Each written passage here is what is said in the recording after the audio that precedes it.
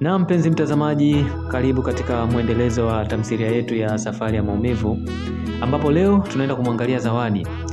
Zawadi baada ya kufika nyumbani alikuwa anawaza mengi sana kuhusiana na Magesa, kwa sababu rafiki zake walimwambia mengi sana kuhusiana na Magesa, kwamba Magesa ni kijana mzuri tangu kipindi yuko shule. Kwa hiyo ikafikia stage sasa Zawadi naye akawa anamwazia Magesa, akawa kama ameanza kumuelewa. Upande wa pili tunakuja kumuona Magesa akiwa nyumbani, naye pia anawaza, lakini moja ya kitu ambacho alikuwa anakikumbuka ni kwamba rafiki yake Ndimbo alimwambia kwamba Zawadi huwa kila siku asubuhi saa 12 huwa anakuja kuchota maji kisimani, na hiyo ni ratiba yake, na mara nyingi nikiwa naelekea shambani mara nyingi huwa nakutana naye.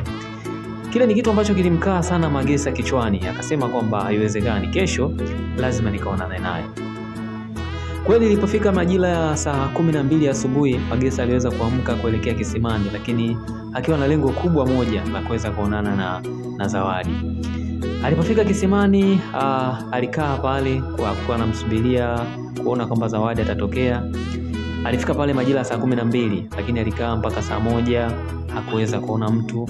Alikaa mpaka saa 2 hakuweza kumuona Zawadi akiwa anakuja katika lile eneo, na zaidi aliweza kuona wanakijiji wengine ambao walikuwa wanakuja kuchota maji, lakini sio Zawadi. Ilipofika saa 2 akawa shakata tamaa, akasema ngoja niondoke nielekee nyumbani kwa sababu leo naona hajaje.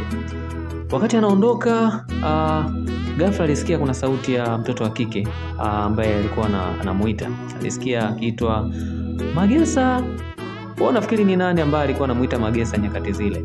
Usikose mwendelezo wake katika kipindi kijacho kuweza kujua nini kiliendelea baada ya hapo. Usikose.